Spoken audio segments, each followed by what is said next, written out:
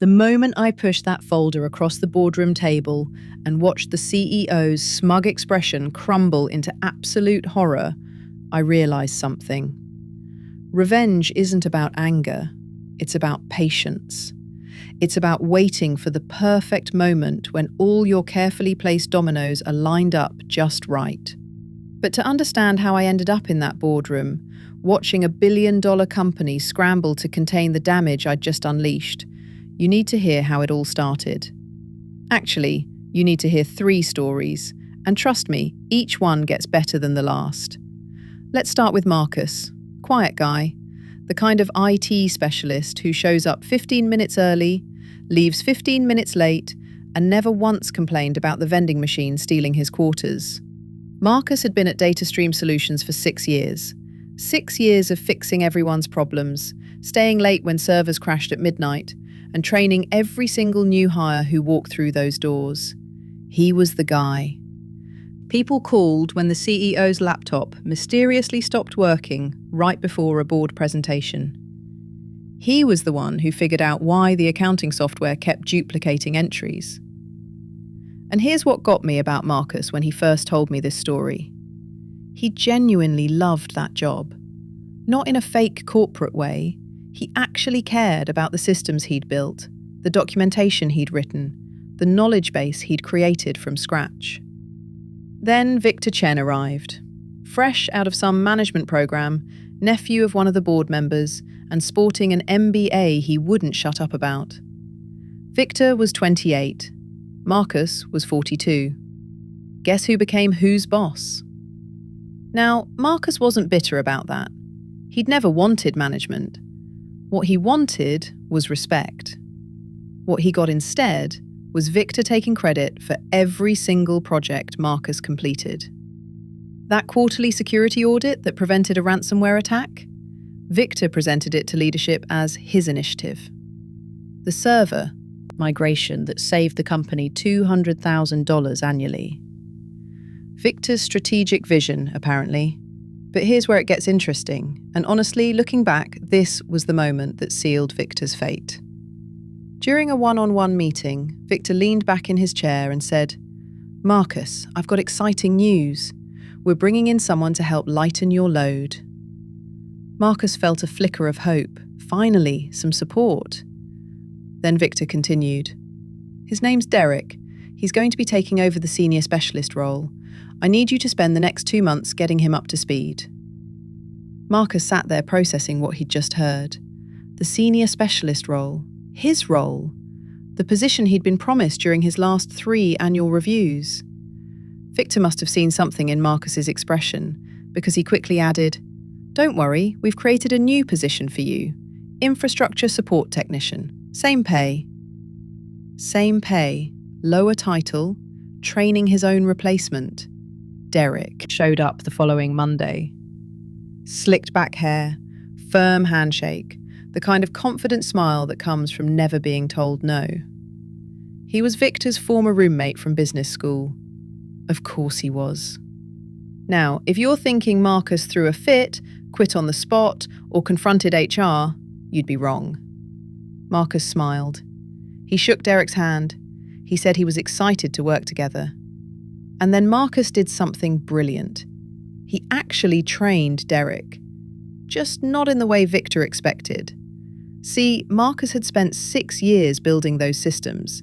He knew every shortcut, every workaround, every undocumented quirk that kept everything running smoothly. Over the next 8 weeks, Marcus trained Derek on exactly what was in the official documentation, the surface-level stuff.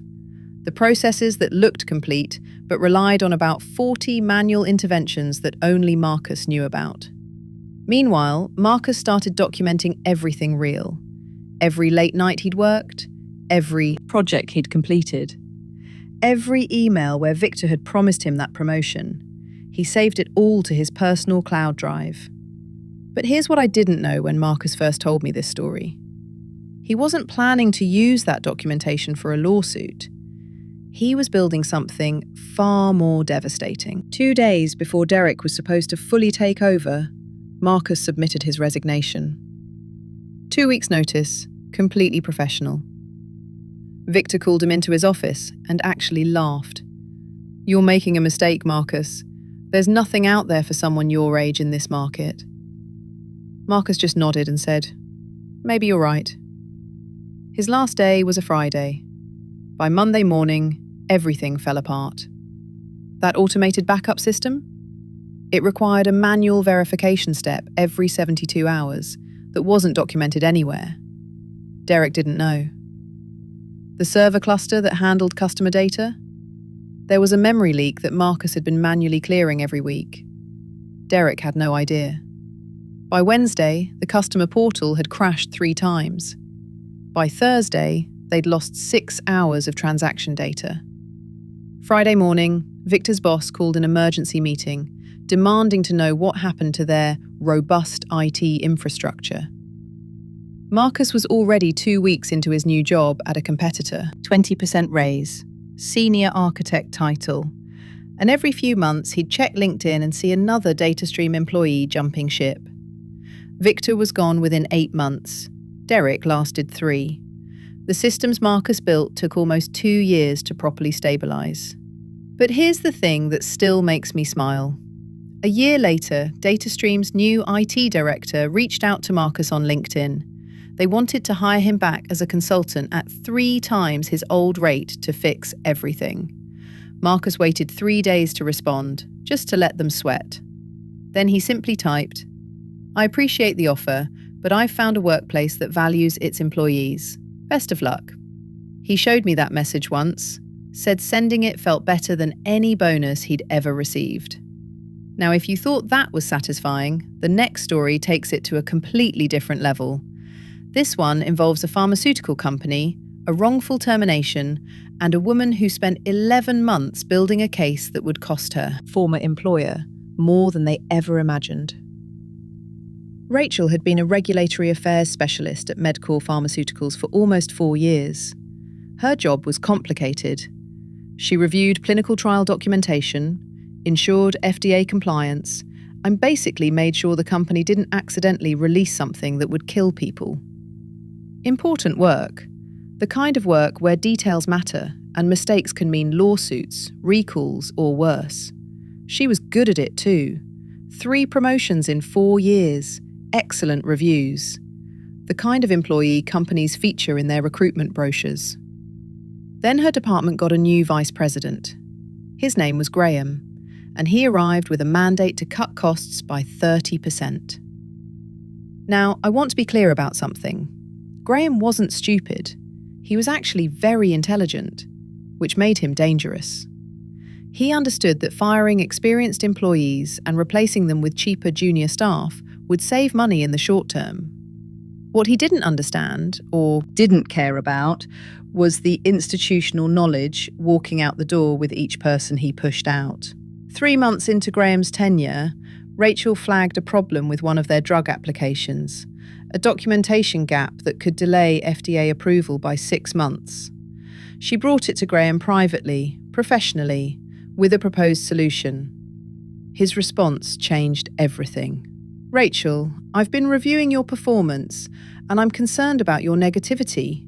You always find problems instead of solutions." She'd literally just presented a solution. It was in the email she'd sent him before the meeting. He continued, "We need team players here, people who support leadership decisions rather than undermining them." What I didn't know yet was that this email would change everything. Because Rachel started keeping records, for the next 6 months, Rachel documented everything. Every meeting where Graham dismissed her concerns. Every email where he took credit for her work.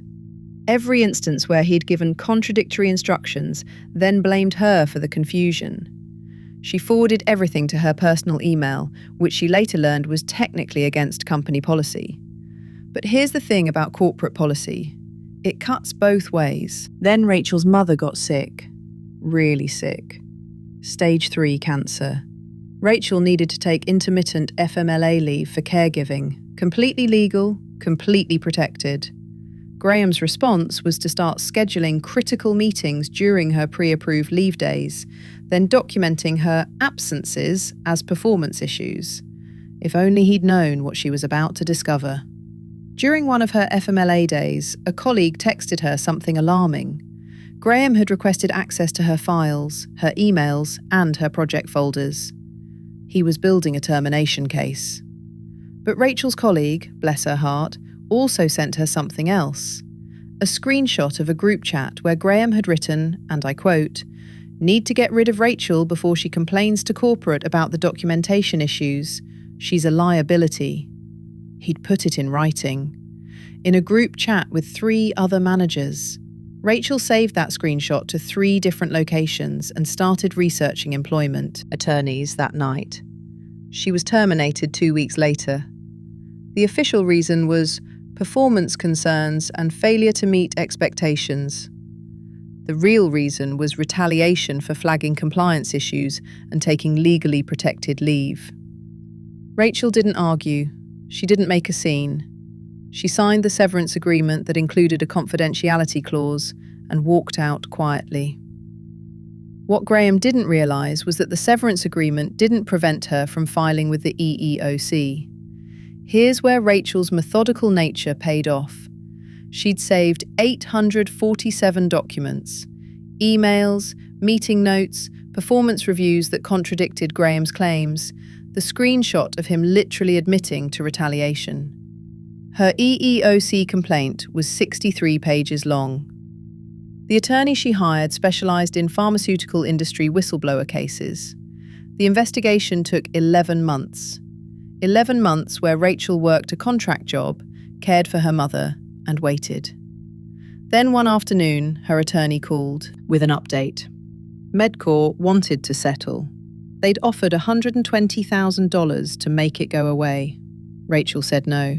Her attorney almost dropped the phone. "Rachel, this is a good offer. Trials are risky." But Rachel had spent 11 months watching her documentation grow, watching other employees reach out privately to share their own stories about Graham, watching a pattern emerge that was bigger than just her termination. "We're going to trial," she said, "and we're adding the whistleblower retaliation claim." The trial lasted 9 days. Graham testified. He was confident at first, charming even. Then Rachel's attorney introduced the screenshot, then the emails, then the testimony of 4 former colleagues who'd signed affidavits about Graham's management style. One of them described a meeting where Graham had called Rachel difficult and not a culture fit because she asked too many questions about compliance. The jury deliberated for 6 hours. They awarded Rachel $437,000 in damages, back pay, front pay, emotional distress, and punitive damages. Medcorp was ordered to reinstate her if she wanted the position. She didn't want it. But she did negotiate a 5-year consulting agreement that paid twice her previous salary. Graham was terminated within a week of the verdict. Last I heard, he was working at a much smaller company in a non-management role with a very different attitude about employee concerns. Rachel's mother made it through treatment, by the way. She's in remission now.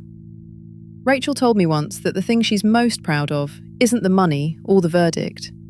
It's that her documentation helped 3 other employees file their own complaints. Sometimes revenge isn't just personal. Sometimes it clears a path for others. All right, now we get to the one I've been waiting to tell you. This is the story I mentioned at the beginning. The boardroom, the folder, the CEO who watched his world crumble. This one involves a Fortune 500 company, 18 months of patience, and a revenge plan so comprehensive that it required a team of attorneys just to execute it properly. Nina Chen was a senior financial analyst at Meridian Global, a company you've definitely heard of. I won't use their real name for legal reasons, but trust me, you've seen their products. Nina had been there for 7 years. 7 years of 80-hour weeks, missed vacations, and consistently exceeding every metric they threw at her. She was on the fast track. Everyone knew it. 2 years away from a director position, according to her last performance review. Her mentor, a senior VP named Richard, had explicitly told her she was next in line for his role when he retired. He'd put it in her development plan. She had it in writing. Then Richard had a heart attack. He survived, thankfully, but it forced him into early retirement. The company needed to fill his position immediately. Nina had 7 years of experience, glowing reviews, and explicit documentation that she was being groomed for this exact role. They gave it to Brett Holloway. Brett was 34, had been with the company for 18 months, and happened to be the son-in-law of Meridian's CEO, William Hartwell. But here's the part that still makes my blood boil. They asked Nina to train him. Not just onboard him, not just introduce him to the team. They wanted her to spend 6 months teaching Brett how to do the job she'd spent 7 years preparing for, and they wanted her to do it with a smile, because, as HR explained, it was a developmental opportunity for her. Now, I've told you about Marcus, who used his knowledge as leverage. I've told you about Rachel, who built a legal case. Nina did something different. Nina declared war. But it wasn't the kind of war anyone saw coming.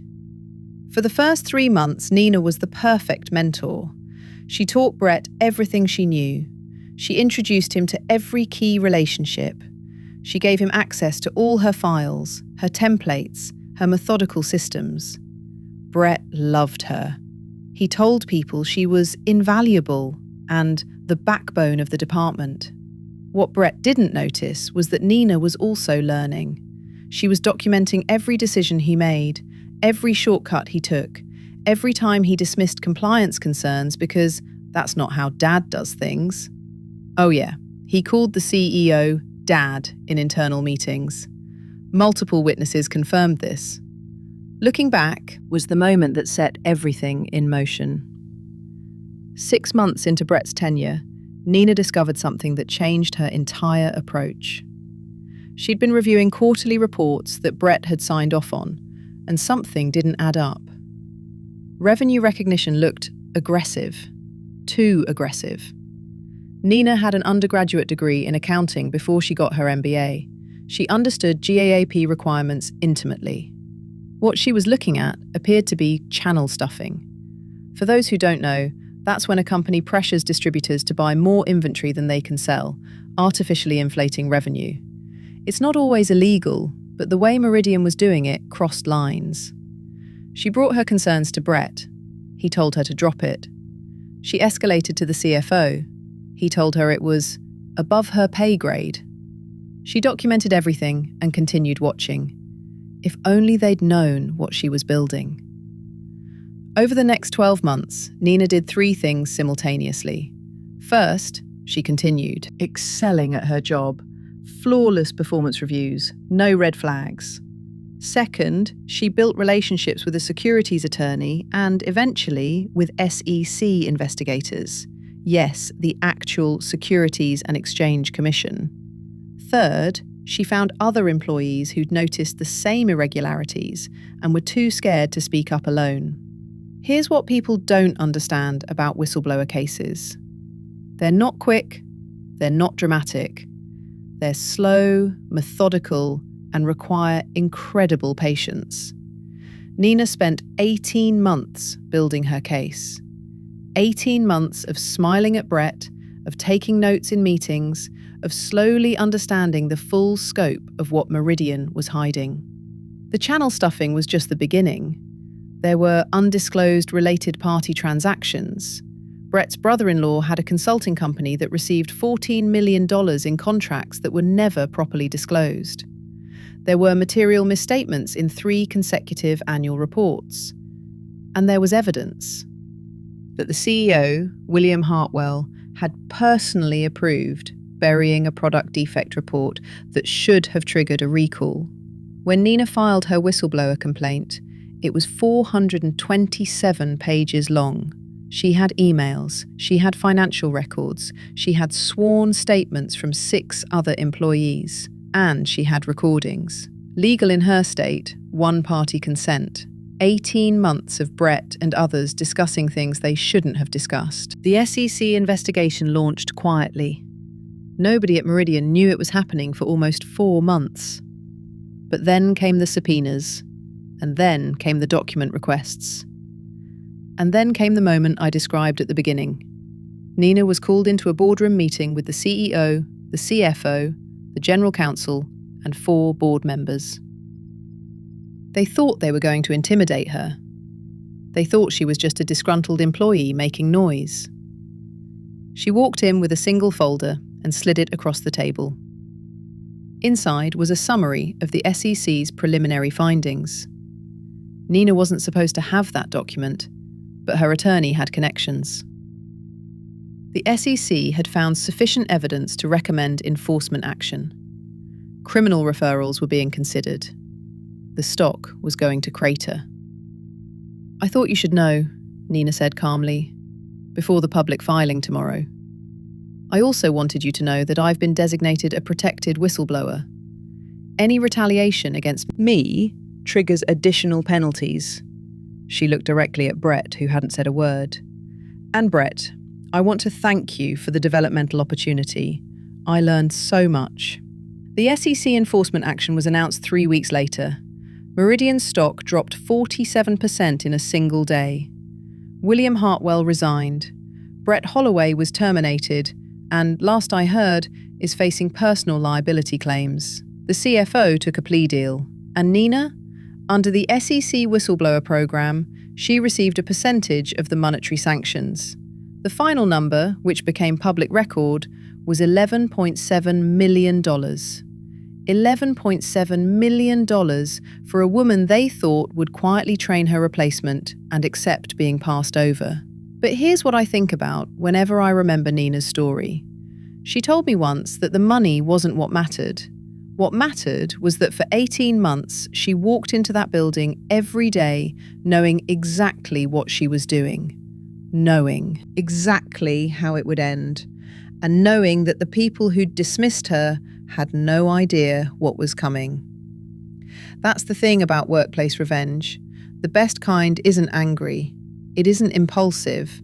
It's patient. It's methodical. It's the slow accumulation of facts and evidence until the weight of truth becomes impossible to ignore. Marcus knew that his knowledge had value, and he let them discover that value the hard way. Rachel understood that documentation and persistence could overcome corporate power, and Nina proved that sometimes the biggest revenge isn't just personal. Sometimes it's about exposing a system that's broken and watching it collapse under its own corruption. Stories like these remind us of something important. Karma has a way of finding the right people. Maybe not immediately, maybe not the way we expect, but eventually. If you've got your own workplace revenge story, drop it in the comments. Some of the best stories we feature come from people just like you who decided they weren't going to take it anymore. And if you want more stories like this, well, you know what to do. Just remember, the next time someone asks you to train your replacement, they might be making the biggest mistake of their career.